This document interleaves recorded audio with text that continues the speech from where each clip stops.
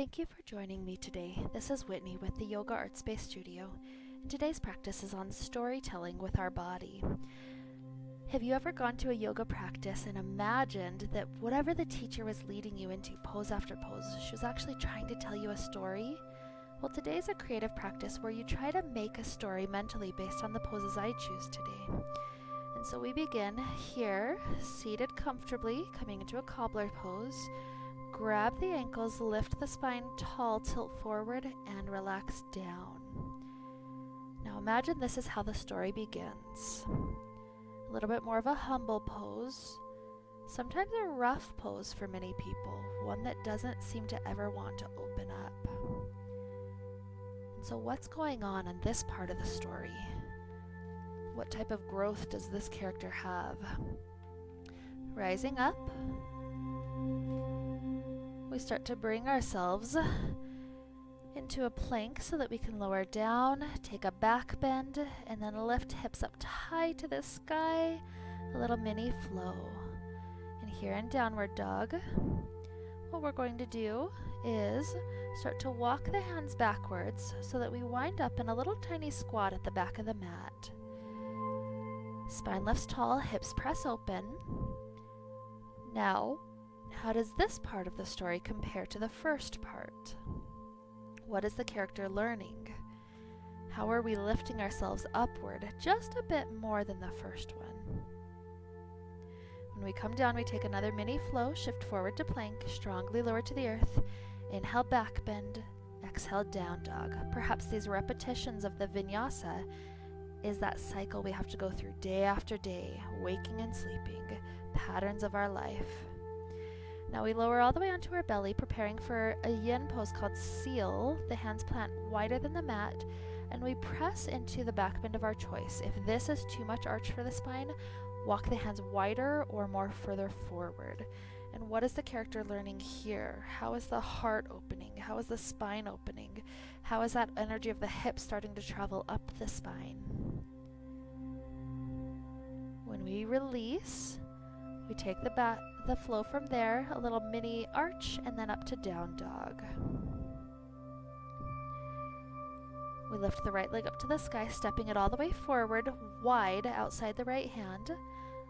Then both hands walk clear off to the far left angle, the top corner of the mat. What is the character experiencing here in this forward fold, this humble position? Our character in the story now comes centered onto the mat.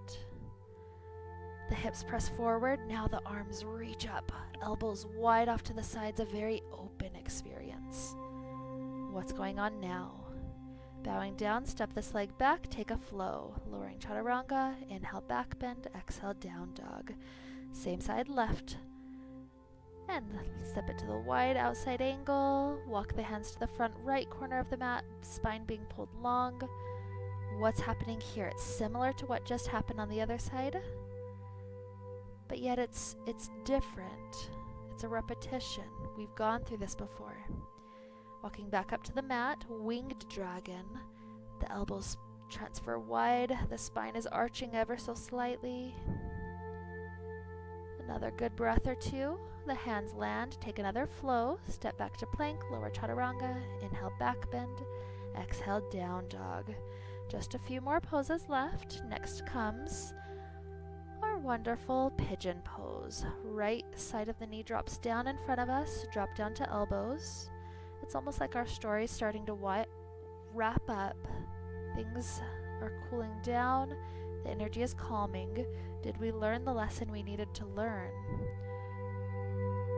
Or is there perhaps a more subtle lesson, a deeper lesson, a review, a cycle? What's going on in this story? Planting hands, lift directly up to down dog.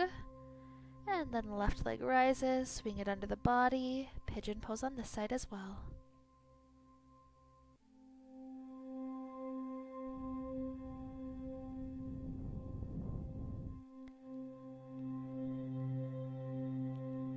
Is there any more progress on this side of the story than the first?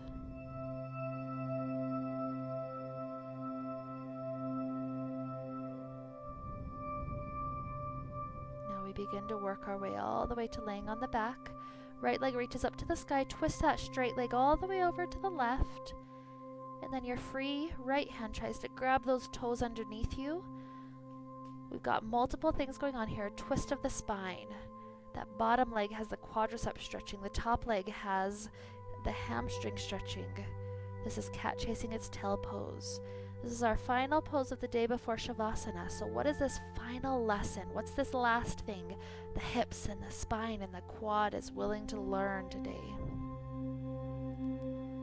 How is our story wrapping up? We go through the center, second side, left leg straight, twisting over to the right. The free hand grabs those toes underneath. Spine is twisting, quad is stretching, leg is stretching also. So, notice how perhaps your story is going one direction today. Maybe next time you're in a yoga class or even repeating this video, try to add a story to the connection of the poses that are chosen. What's going on in the character's life? And so now returning onto the back, let our story come to a conclusion restfully in the Shavasana. Stay as long as you have time today. Wonderful inhales, long exhales. May we be filled with light and happiness and peace. Thank you for joining me today. Namaste.